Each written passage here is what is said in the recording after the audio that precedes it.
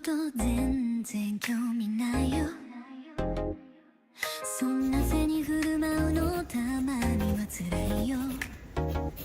カフェで出会って話し込み、次の子探しの旅終わらない。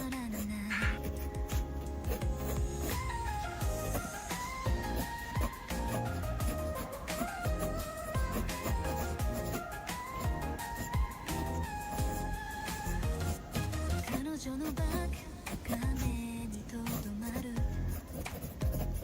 ファッションの話から未来の計画、何気ない笑顔に心奪われて、次のガールはもうここにいる。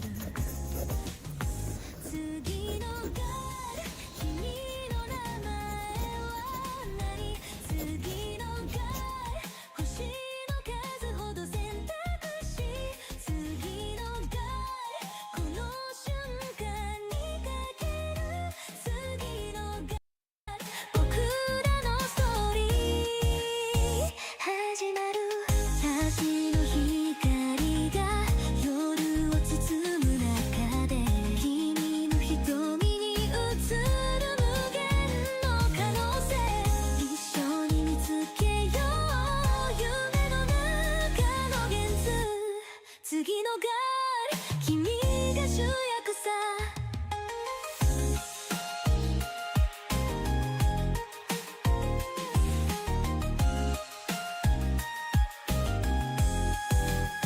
次のガール、君の名前は何？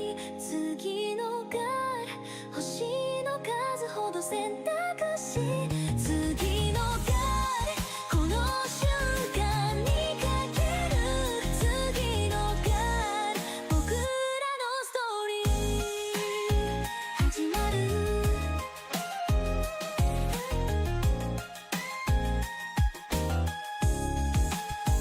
ビルの上から見た夜景、君の微笑みだけが本当の安らぎ。次の冒険は二人で共に。次のガールは君と歩いてゆく。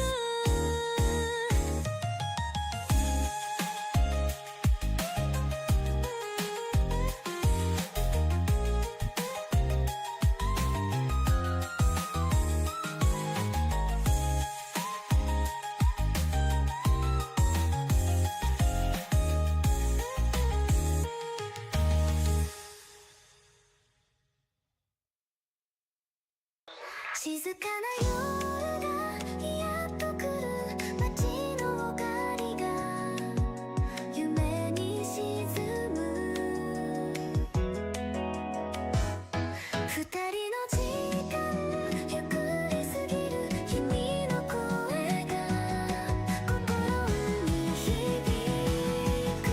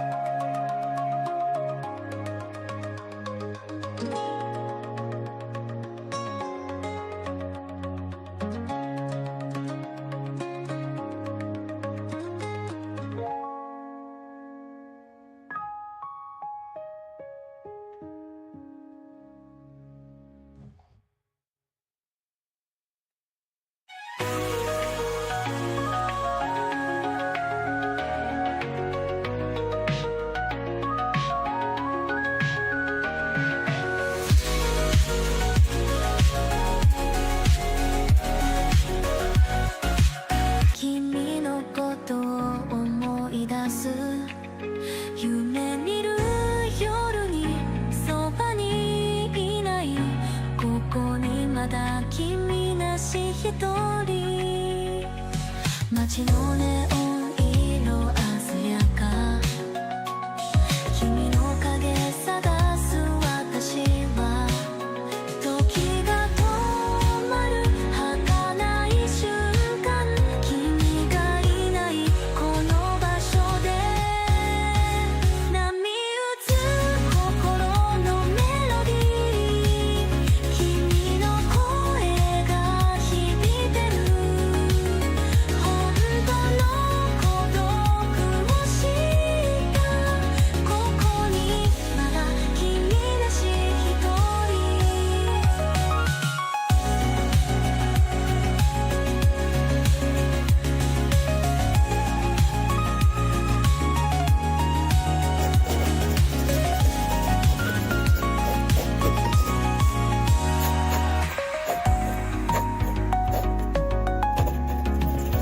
メールに残る言葉たち読み返すたび涙が未来のここと描けずにただ君を待ち続ける夢の中で手をつないで忘れられぬ記憶たち胸の奥に深く刻むここにまだ君なし一人波打つ心のメロディー君の声が響いてる本当の孤独を知ったここにまだ君なし一人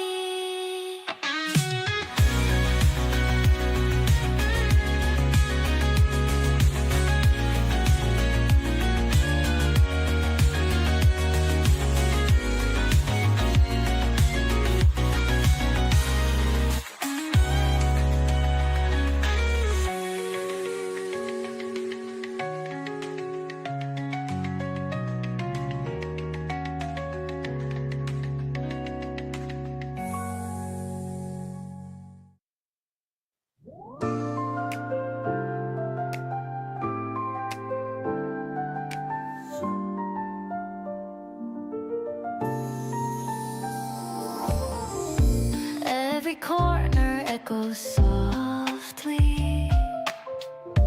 Ghostly whispers follow through. In the shade of twilight blooming, I can see the shadow of you. In the night where silence reigns, falling stars and crimson hues, loneliness.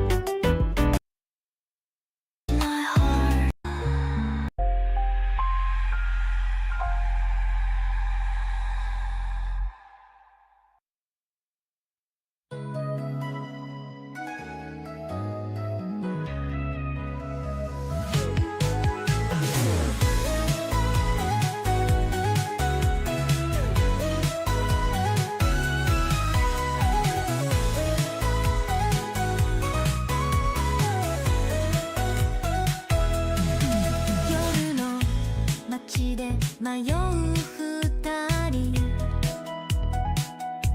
ネオンの光揺れる道秘密をささやいてほしい教えてくれ何があるの教えてくれ心の奥君の夢見せてくれ星が流れるその瞬間教えてくれ君の声で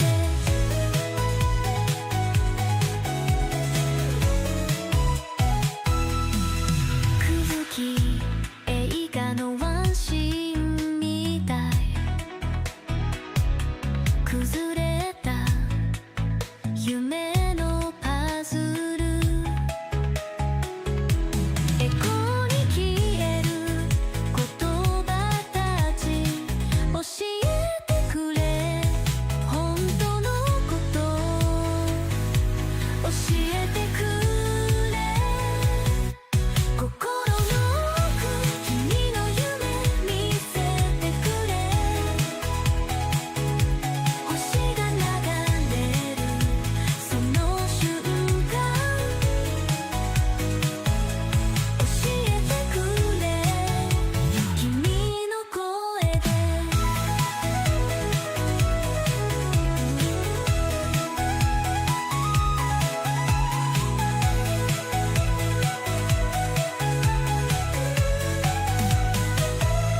秘密の地図を広げようどこへでも行けるはずだ光の波に乗りたい教えてくれ君の手で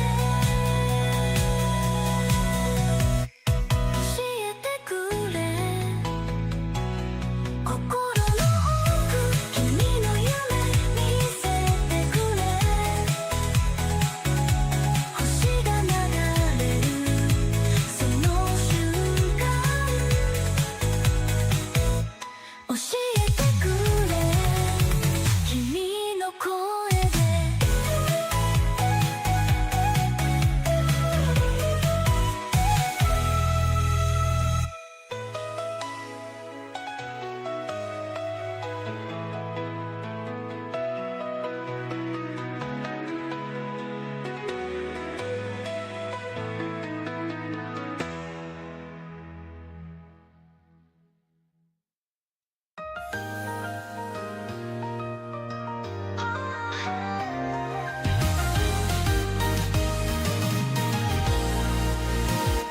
逃げ場に映る私の顔偽りの笑顔にさよならを言うよねえどれが本当の私なの探してるんだこの世界で正直なところ君に伝えたい飾らない言葉で伝えよう不安定な時代を生き抜くために自分を信じて輝こう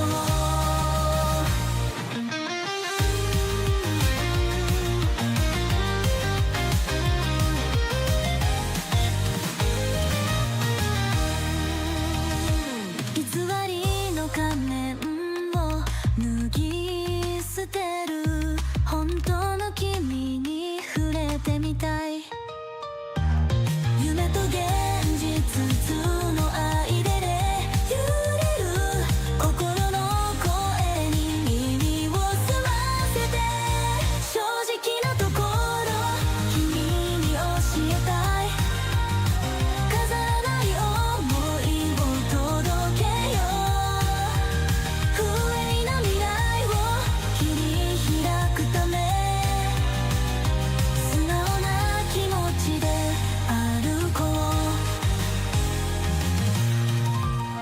う見せかけじゃないこの気持ち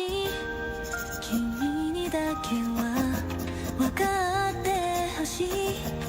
混沌の中で真実を求め、一緒に歩んでくれたらいい。正直なところ君に伝えたい。飾らない言葉で伝えよう。不安定な柔道を生き抜くために、自分を信じて輝こう。 I'm Clint, and welcome to... Here we are in Photoshop, where you have to become a picture band without shapes and forms. Essentially, these are the same 3D or contour line. Plus, in the pyramid, the primary forms. You'll be able to recognize these in the... 夜に響く涙の音、街の渡りに影が消える。君のことを考えるたび、心の中で叫んでるよ。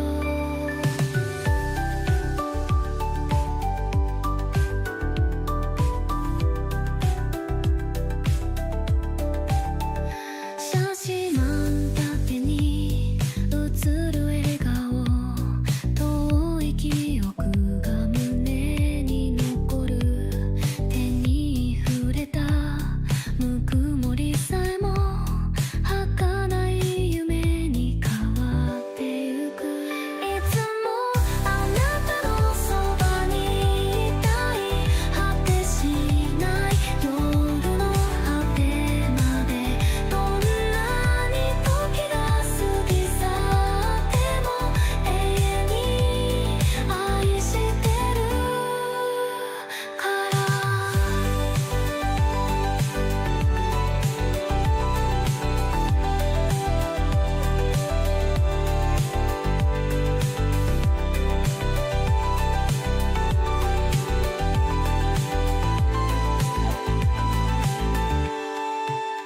星が流れて願いを込め、君の無事を祈る夜。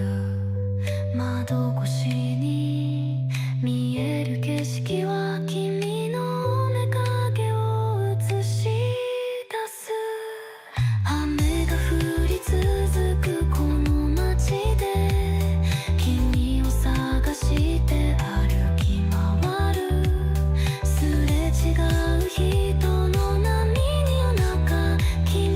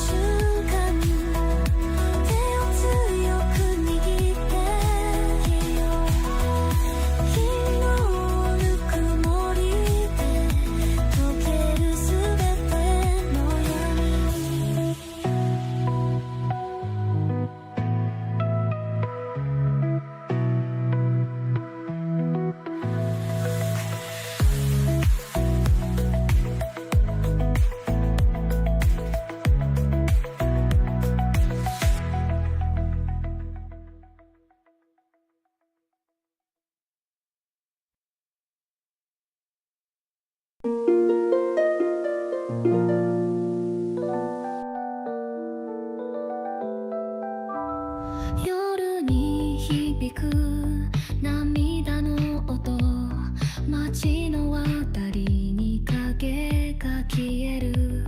君のことを考えるたび、心の中で叫んでるよ。君のこと全然興味ないよ。そんな背に振る舞うのたまには辛いよ。カフェで出会って話し込み、次の子探しの旅終わらない。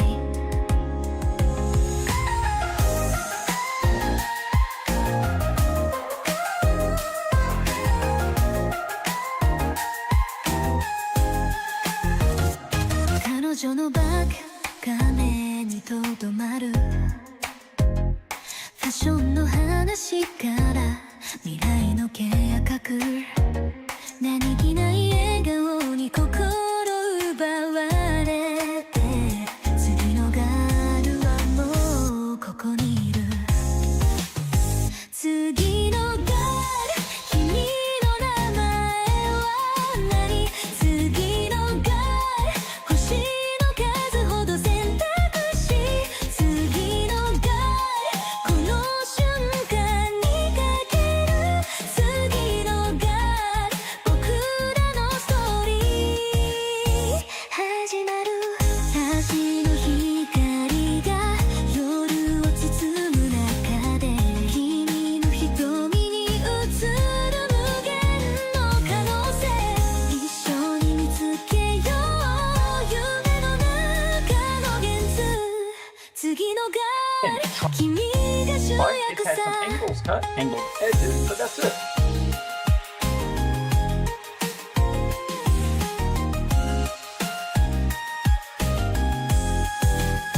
次のガール、君の名前は何？次のガール、星の数ほど選択肢。次のガール、この瞬間にかける。次のガール、僕らのストーリー始まる。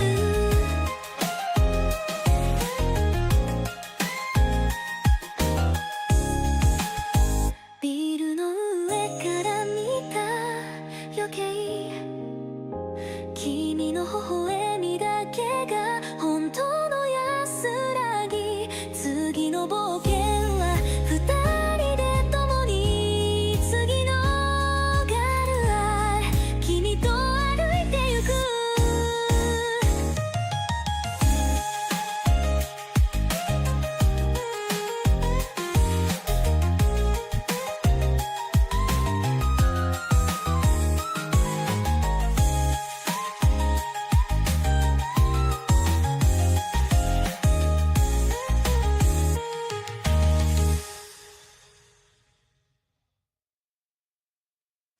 静かな夜がやっと来る。街の明かりが夢に沈む。二人の時間ゆっくり過ぎる。君の声が心に響く。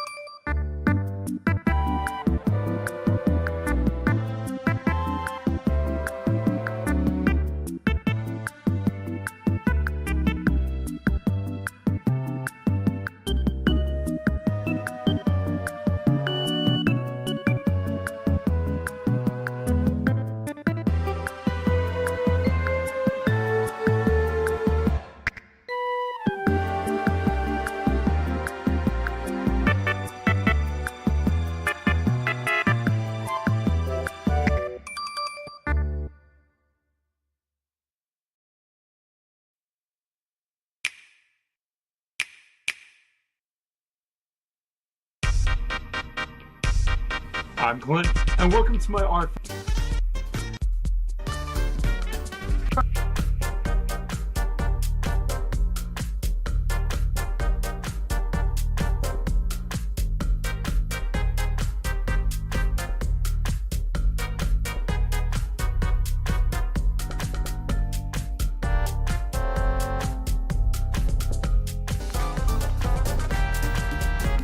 Art fundamentals. These are the core skills and knowledge that every artist should know, because the truths of these permeate through every kind of artist. Portraitist, muralist, concept artist, it remains all the same. That's why your art education should start with these, because it doesn't matter where you want to go. The fact is, if you know this stuff, you're on good footing to go in any direction you want to go. So what are they? Shapes and forms, shading, perspective, basic anatomy and proportions, color theory, composition, values, and observation skills. Now, I'm not here to teach you all of these things. This isn't a how to draw series, but more of a what should you know series. So you're working on your art education, you're refining your skills right now, but you want to spend your time where it's most effective. So make sure you got this stuff down first, and then move on to the fancy stuff. Perspective. We all have one, but I'm not talking about our world of views. I'm talking about artistic perspective, one that involves our eyeballs.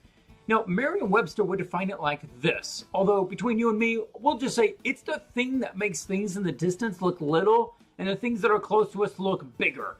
And it's also the technique that we artists use in order to mimic that sense of depth in our images. However, it wasn't until about the 1400s that man actually figured out how to mimic that in artwork. But now that we have, it's your turn to learn it. So let's hop into Photoshop. I remember learning perspective as a kid from an old art book my mom had picked up somewhere and being kind of thrilled about what I was learning. Now I didn't have to guess what angle a building should be at when viewed from a certain location. And I could figure out exactly how big something in the distance should be relative to the things in the foreground. It's a great thing. I'm kind of envious of everybody that gets to learn this for the first time and just be able to add this to your tool belt. It is truly one of the art fundamentals that you have to know.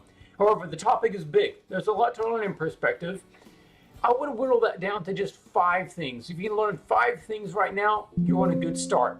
And that is 1, 2, and 3 points perspective, how to establish a perspectivized pattern, and how to determine the perspective and the horizon line in your reference images. Let's look at the first ones. 1 point perspective. I'm going to give you a quick rundown so that you know what to go look and learn later. The idea is that the horizon line is where everything meets. In any parallel lines, every angle lines up to some vanishing point on that horizon line. If you're within the atmosphere, if you're over the atmosphere or underground, then that changes a little bit. But if you're on the ground, it applies. 1 point perspective. You can see this in a lot of locations, like roads going into the distance, buildings all lined in a parallel line, looking up, looking down. Anything that is converging to 1 point is going to follow that 1 point perspective. 2 point perspective. Same principle, but the idea is that you see more than one plane of the object. I'm seeing the side of this. Now all of a sudden you have 2 vanishing points, one for this side and one for that side. You can also be used, as well as 1 point perspective, to establish the size of things in the distance in a group, assuming that you have things on multiple sides of your main subject. Somebody a little quicker, a little sharper might notice, and wait a second, we can see 2 sides of this building. Wouldn't that be 2 point perspective? In actuality, it would be. You would actually have another perspective going that way with its own vanishing point way out there somewhere. But sometimes, depending on your angle, the vanishing point would be so far out there that it's not really worth establishing. You could just eyeball it. 2 point perspective, great for drawing most buildings, houses, towers, anything can be used like this, even the human. Okay, 3 point perspective. Same principles are applying. However, now we have up and down as being the third point. Looking down has its own vanishing point way down there. This has its vanishing point this way. This has its vanishing point that way. Same thing with the tower looking up. Each angle has its own vanishing point. Parallel angles use the same vanishing point.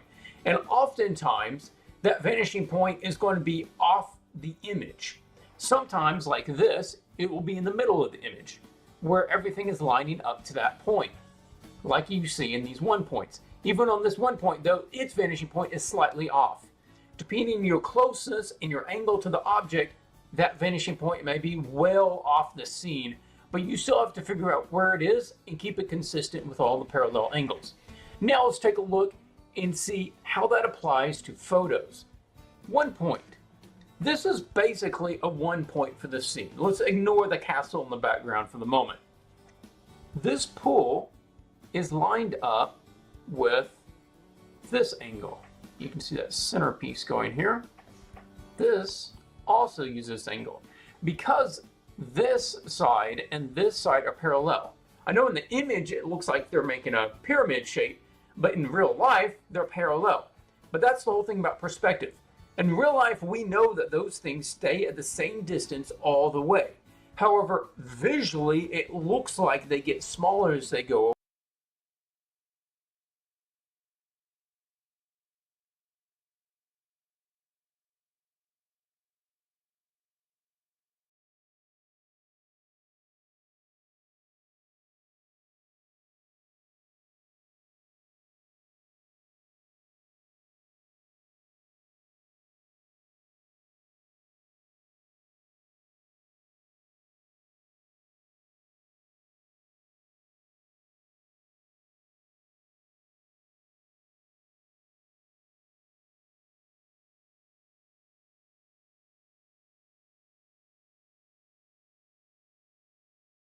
away. That's perspective. Now the trees also are aiming at that perspective point, that vanishing point. Same thing on this side. All this stuff is using that same vanishing point. Now, this also tells me that that is my eye line, and that's where the horizon would be. The horizon is always your eye line. That is the height of my eyes from the ground. If I was standing over there, my eyes would be at that level right there, right here. If I was standing by these people, my eyes would be at this level right here. Top of my head would probably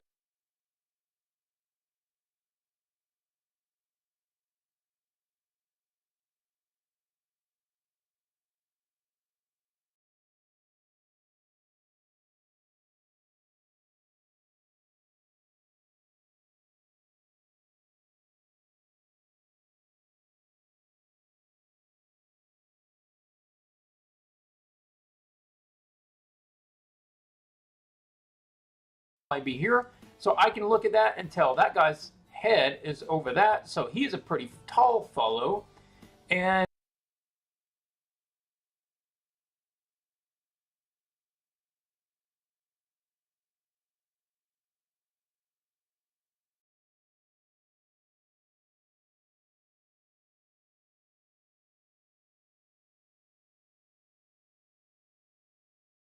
I would probably be about that tall.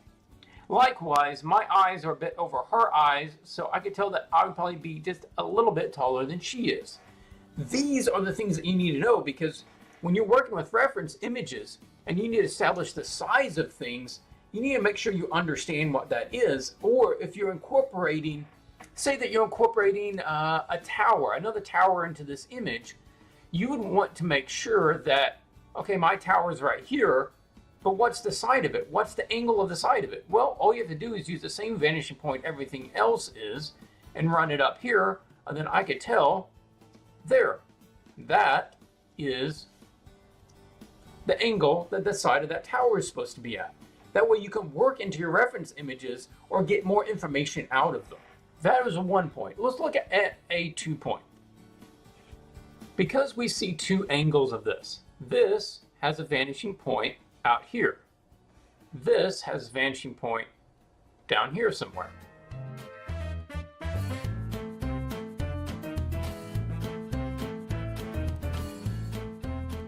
If I was standing right here in this scene, I would be about that tall because my head would be over the top of my eyes just a little bit.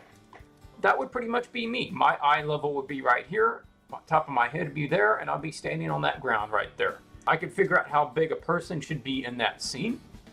Very cool. That's what perspective can do. It takes the guesswork out of things so you know exactly how big things should be or what angles they should be at. Now let's look at an example of 3-point perspective in order to round up this lesson. We already looked at the tower in the last one, however there's a difference here. We have a lot more of an up view to it. So it's exactly the same thing as we looked at in this 3-point. See the tower here? That's what's going on.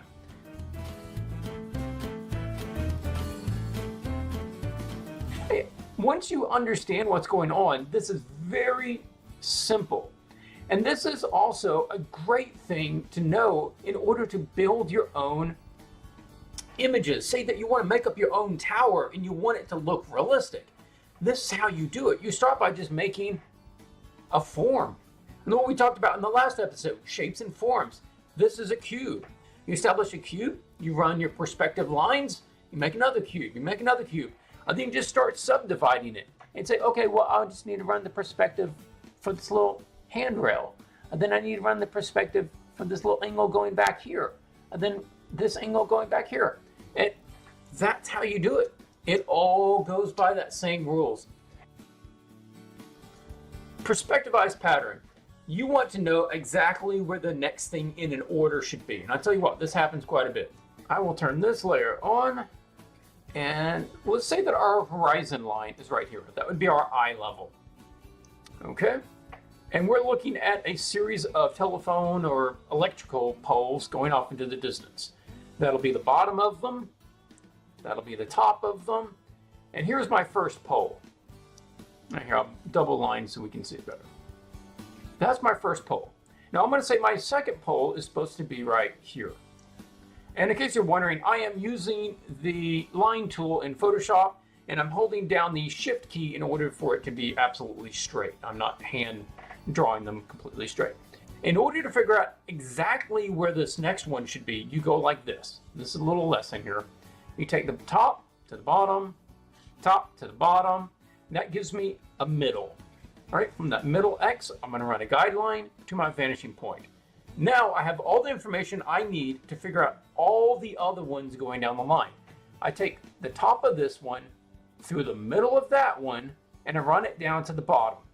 And wherever this goes through the middle of this and touches this, that is the next one. And then of course I just continue the process. Top of this one through the middle of that one till it touches the bottom. And you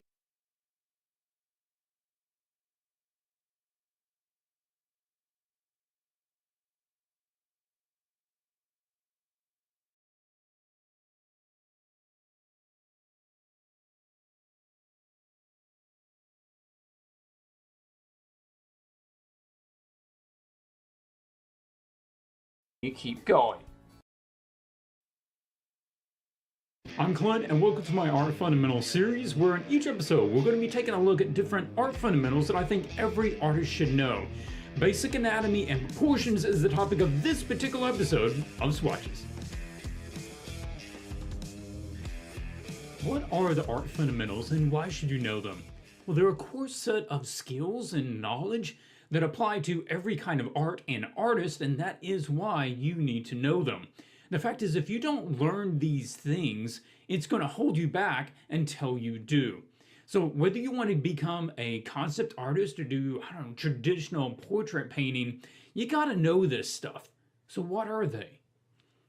Shapes and forms, shading, and value of basic anatomy. To draw and understand anatomy might conjure up some ideas of images like this. And while this is definitely anatomy, it is more advanced, and that's not what we're going to be covering here.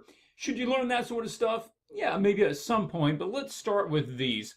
Body proportions, head proportions, skeleton and mannequin, sketching those, understanding some of the forms of the body, as well as symmetry issues. Now, these are starting, not ending points. This is square one. There is so much more out there to learn than this. So, no, you don't need to leave a comment and say, Clint, you forgot to mention how to draw hands. No, that's not a fundamental thing, okay? These are more important. I'm going to give you an overview of what you should go learn. I'm not giving you all the information right now. This is a guide for your education, not the full education. Let's start with the figure and its proportions. Proportions really give the realism to your characters, and whether you end up using a stylized version of this or not doesn't matter. The fact is, you should know what normal is so that you know how to deviate from it and be okay. Don't want to twist the rules if you don't know what the rules are. This is borrowed from the book Figure Drawing for All It's Worth from Andrew Loomis. Link is in the description if you want to pick that up. Now, he uses the 8-head figure for a lot of his drawing. A normal man is somewhere around 7.5 heads tall. In proportions, you measure something usually by the head length. So you get the height of a head, and then you use that as a unit of measurement in the same way that in America we use inches, a lot of other places in the world you use centimeters. It's your unit of measurement. So the normal adult human would be somewhere around the 7.5. However, 7.5 is a rather difficult number to quickly sketch out. If you push it up to 8 head lengths, then all of a sudden this ratio is much easier to sketch. You can just divide things in halves, and then quarters, and then eighths. You can push it further with fashion designs, often pushing 8.5, or heroic, or even fashion again, over to 9 head lengths. You will see in a lot of fashion design sketches of models that they are exceptionally tall and lengthy with small heads compared to the overall height of the body. Connected to that is the proportions of the body as it ages. So you can see certain things don't change that much, particularly the head. The head grows very little compared to the overall height of the body, where the rest of the body, the torso and the legs grow a lot more, the legs being the most. This is something worth looking into and understanding. Let's go to simple figure block in. This is also from the Loomis book, and this shows how he goes about blocking in a character without really going into a lot of the anatomy. And you can see how it breaks down here. He has the overall height of the character from top to bottom. The middle is right around the crotch. The top part is divided into thirds. So 1/3 down is the shoulders. Another third down is around the waist. And almost everything on the human body falls on either a half measurement or a third measurement. And that makes it much easier to sketch when you know these things. And when I'm talking about the proportions here, this is something you should memorize. You just need to take the time and memorize and understand what falls on what measurement in the proportion, and then that way you can sketch characters without reference, or if you do have a reference, it will make the sketching from that reference even faster. So let's pull up over here and take a look at some of his notes. So we have shoulders and the hips are at the thirds, 1/3, 2/3, but then there's other things that fall in head lengths. So obviously 1 head length down gives you the chin, because that's 1 head. Another head length down gives you the nipples. Another head length down gives you the navel, the belly button. And then of course the next head length gives you the crotch. So many of the real landmarks of the human body fall on all of these major measurements. Go memorize this stuff. If you want to sketch that, how do you go through that process? So here, this is actually pulled from my character design book. I have characters designing and drawing them. I cover a little bit of anatomy in that. The link is in the description if you want to go pick that up. Say you want your character that tall. I define the height of the character by top and bottom, divide in half, divide it in half again, so you're getting quarters, and then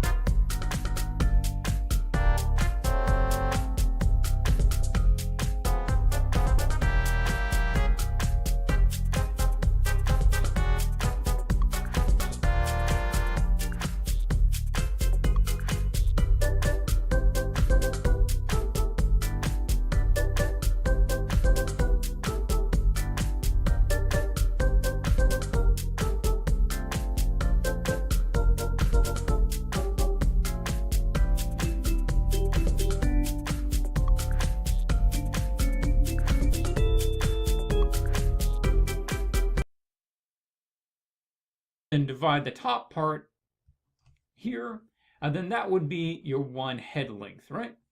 And then you can divide this into thirds, right? So 1/3, 1/3.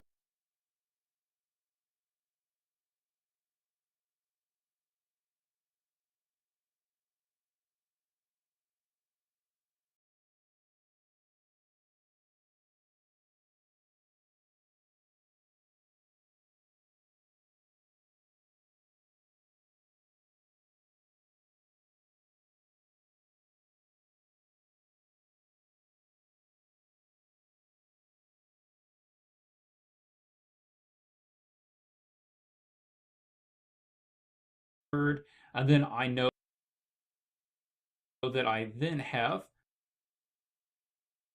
the shoulders and the waist, and then I have the nipples, and then I have the belly button if I want to divide that again.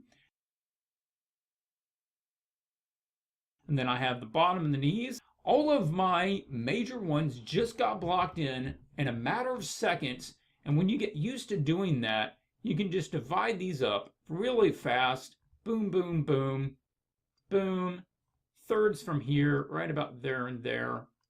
There we go. And then all my major landmarks are already blocked in.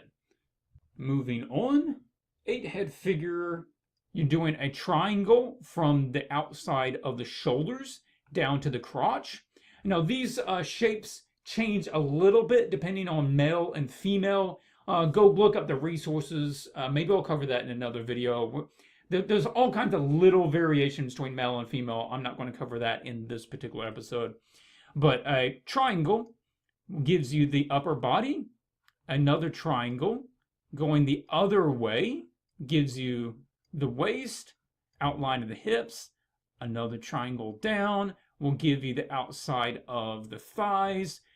Using an ellipse will intersect with that triangle to then give you the outside of the calves coming down. I don't show this.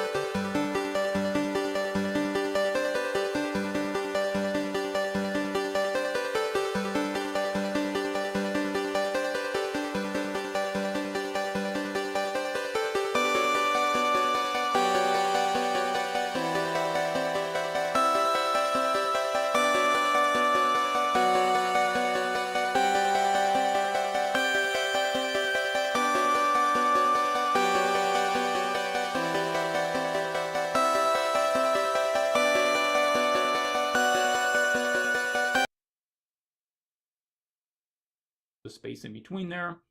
Then the arms come down here.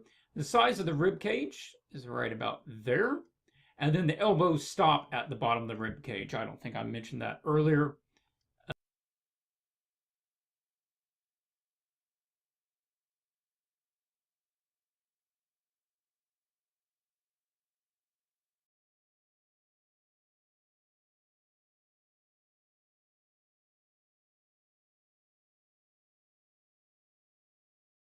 And then the hand comes down, and the wrist is right about at the crotch level, maybe slightly above, with the fingers ending halfway down the thighs.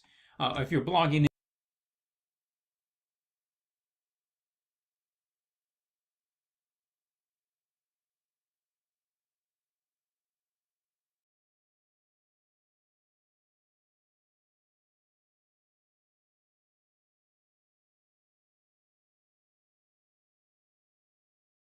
in the upper body, what you can do is have your head length, obviously your head here, and then you can run a triangle down to the collarbone from the outside, with another triangle coming from the shoulders.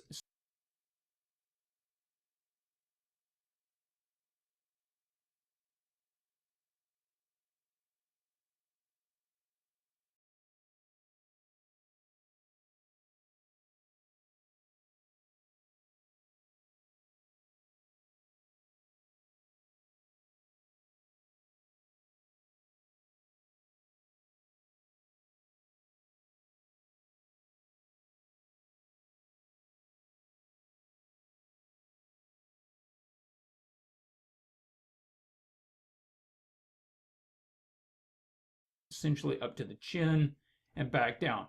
Now, these are all really useful if you're looking straight on at the character. This changes if the character is being rotated to the side. You're going to have a different set of shapes that you're going to be working with.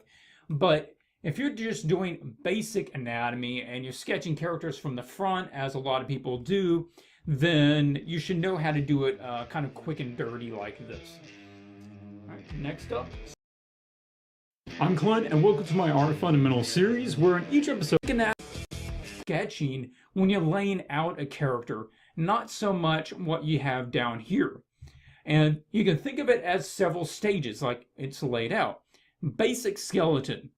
You can advance that by building in some extra form, building in a bit more the shape of the muscles on the top. Then lastly, you can use those and build in more form so that you basically fleshed it out, developing the previous frame with simplified muscle groups laid on top. He also throws this in there, which is a simpler mannequin if the other is too difficult. This guy is fairly complex. Is he worth learning how to sketch? Absolutely. But this is not a simple shape. Three-dimensionally, this shape is kind of this elongated tear shape that intersects with another tear shape here. And all these shapes are twisted.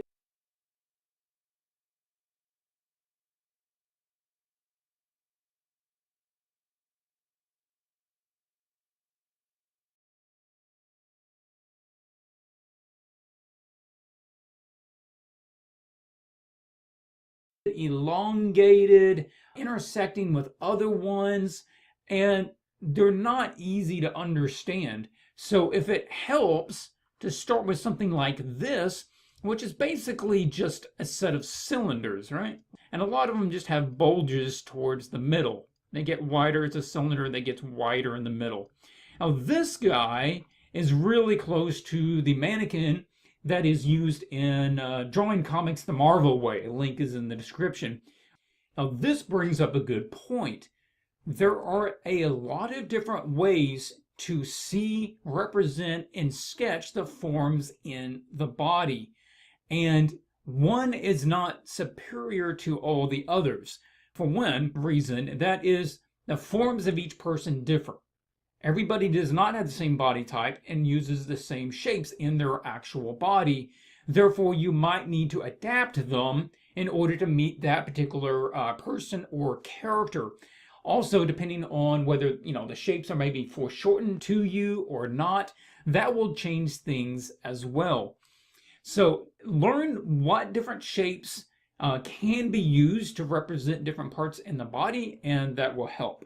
Start by learning how to sketch this guy, learn then how to develop it into something a bit more fleshed out, and then how to develop it into something even beyond that, which basically has all the representations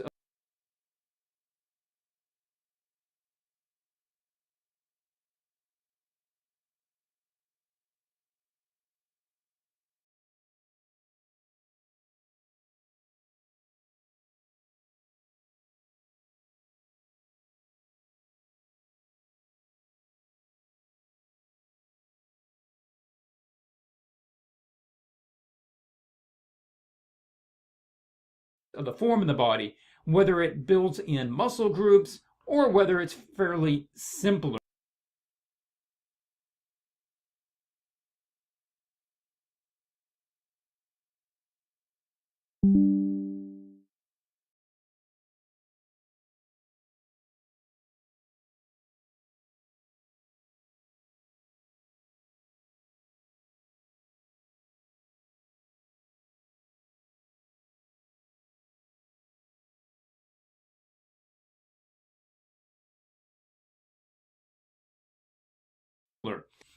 Okay, next up is forms. You can break the body down into a lot of different forms. The forms are talking about the 3D nature of the body. It's understanding the volume of what's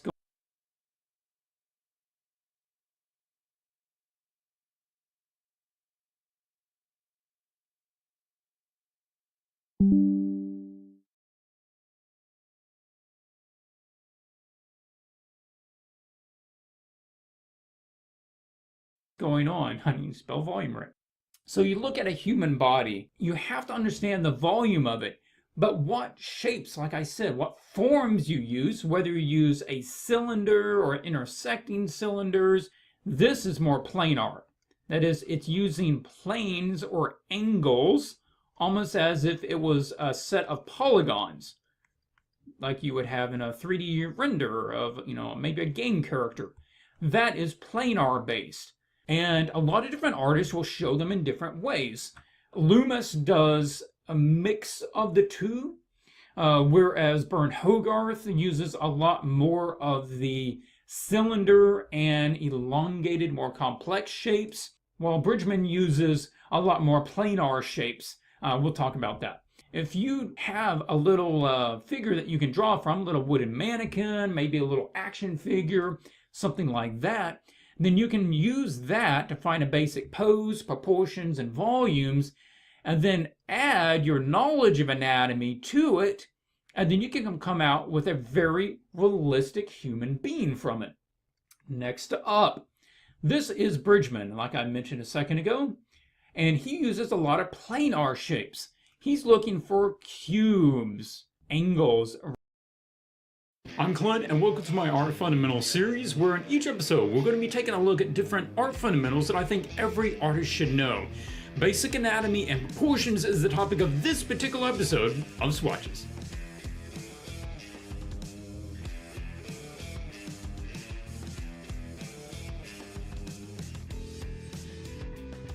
Proportions of the head. Now, we looked at the proportions over the overall body compared to the head length. There's proportions in the head that you should learn. These are also things that you should memorize. So let's look at what's going on here, and then I'll kind of resketch it on this side. Let's step through it first.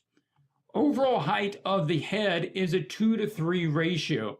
That is, if you divide this into 1 point, 2 point, and you do the same thing down the side, then that's 1 point, 2 point, 3 point, 3 units. So it's 2 units wide, 3 units tall. You can create that by doing a wonky circle. Divide that in half, right along there. You can throw a square in below it. Remember, if it's a square, then that means this much also needs to be below there, so right around there. That gives us a 2:3 ratio. There's 1, 2, 3. And of course, the circle should be as wide as it is tall. So that's 1 unit, 2 units. And all we need to do then is cut off for the jaw, ever how your jawline is for your particular character that you're sketching. And boom, we have our 2:3 ratio. This is excess. You can erase that later. You don't need that. Depending on the person, it changes. So some people, the 2:3 ratio includes the ears. That is, on side to side, the overall width will have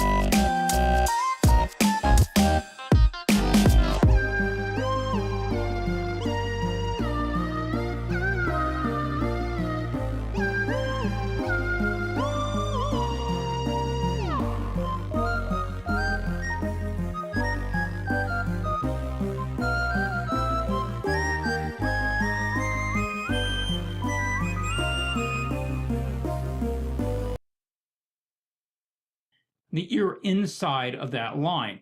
Other people will have the ear on the outside of that line. So pay attention if you're drawing somebody from reference of which one they are.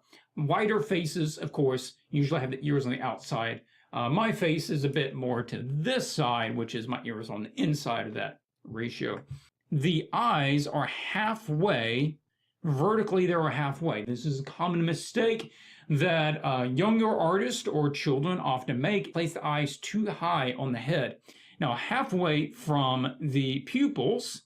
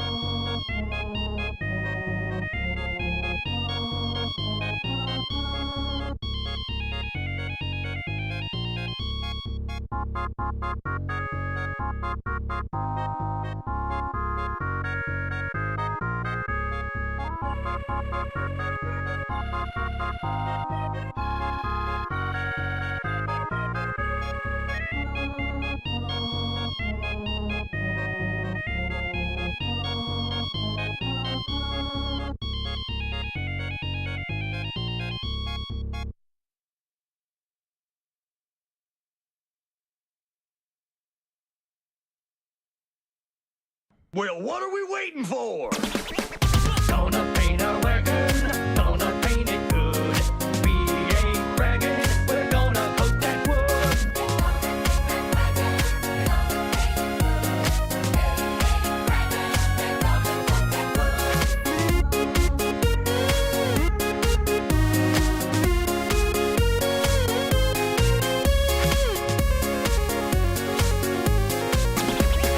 Gonna fetch a wagon, gonna paint it fine. Gonna use soy-based paint, cause the wood is pine.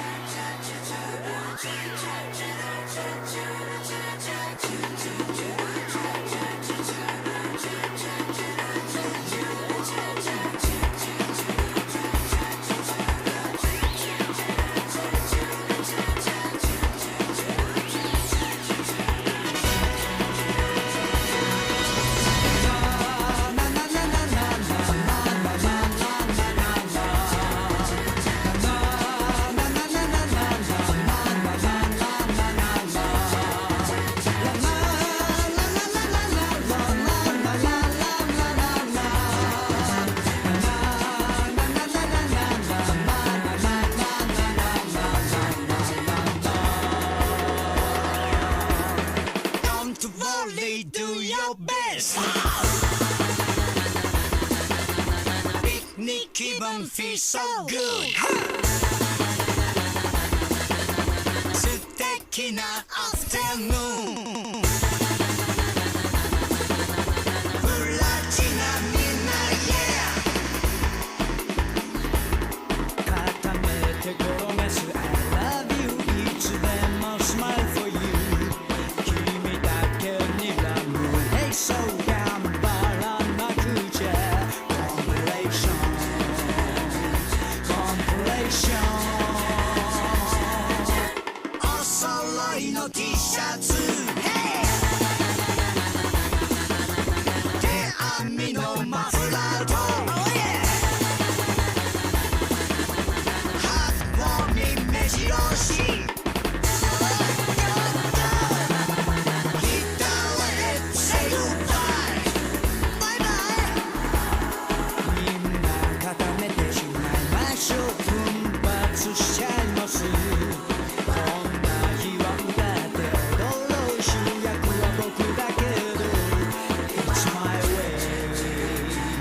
It's my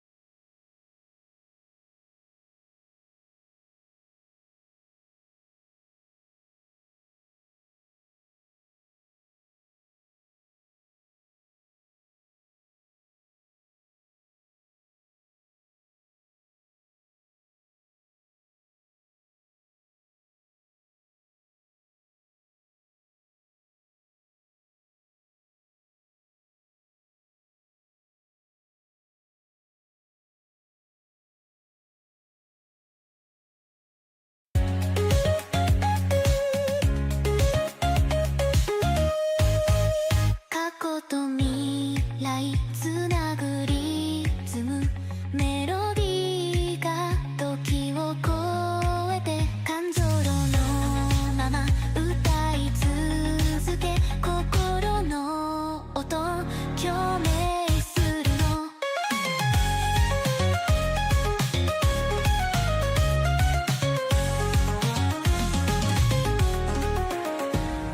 夜空に舞う銀河のダンス君の声が夢を奏でる誰も知らない明日への道二人だけの秘密のパレード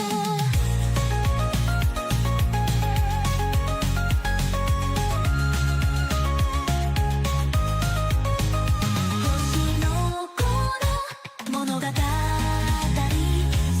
をかけるファンタジー輝いてるこの瞬間永遠になる人な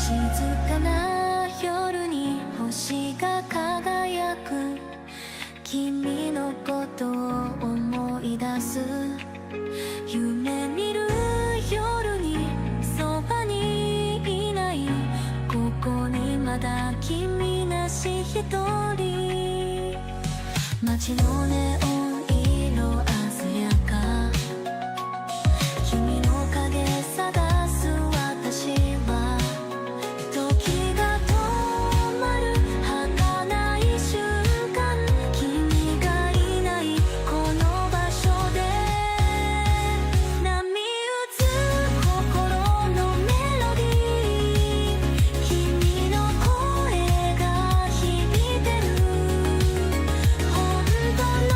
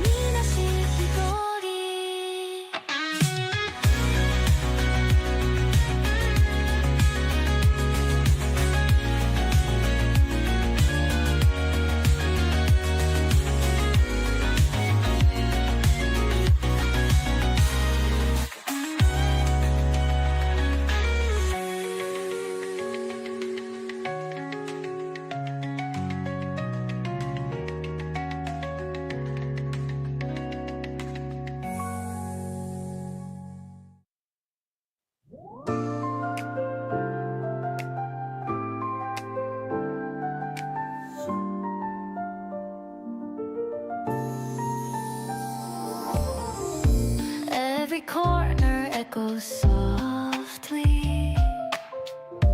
Ghostly whispers follow through. In the shade of twilight blooming, I can see the shadow of you.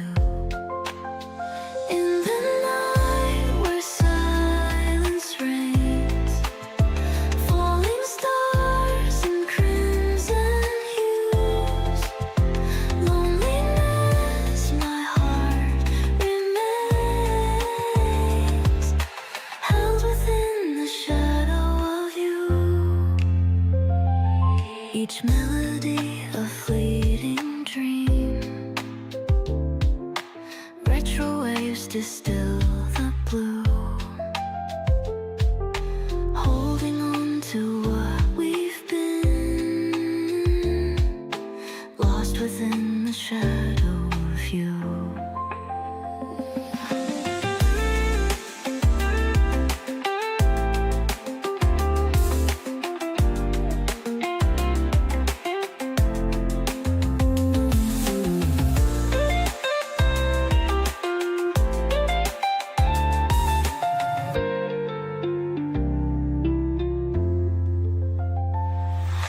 Mirrors crack but show no lies, reflections of a love once true.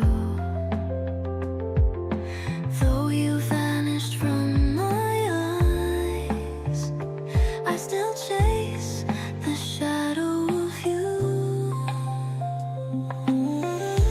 Old cassette plays memories, vintage tunes are secret new.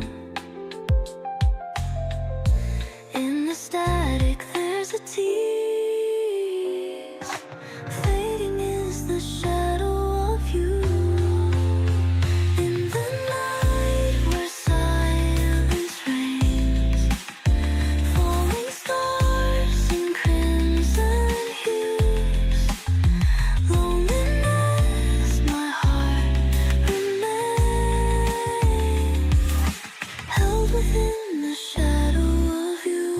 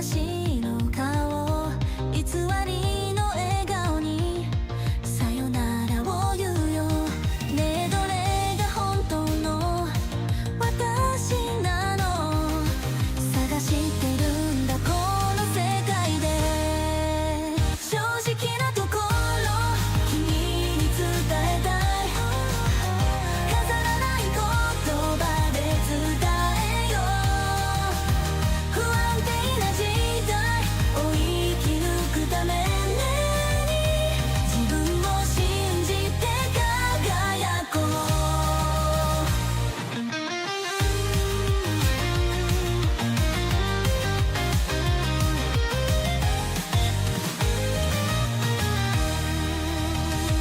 偽りの仮面を脱ぎ捨てる本当の君に触れてみたい夢と現実の間で揺れる心の声に耳を澄ませて正直なところ君に教えたい飾らない想いを届けよう不永な未来を切り開くため素直な気持ちで歩こう見せかけじゃないこの気持ち君にだけは分かってほしい幻想の中で真実を求め一緒に歩んでくれたらいい正直なところ君に伝えたい飾らない言葉で伝えよう不安定な柔道を生き抜くために自分を信じて輝こう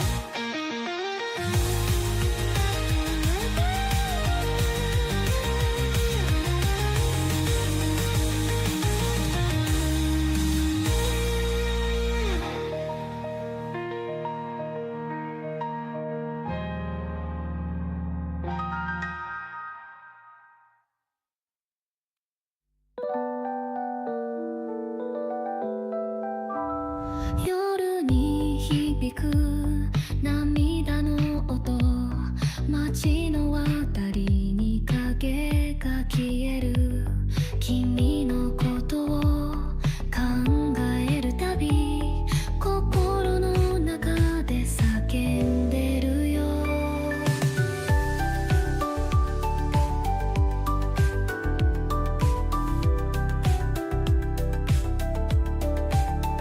写真満縦に映る笑顔遠い記憶が胸に残る手に触れたぬくもりさえも儚い夢に変わってゆくいつもあなたのそばにいたい果てしない夜の果てまでどんなに時が過ぎ去っても永遠に愛してるから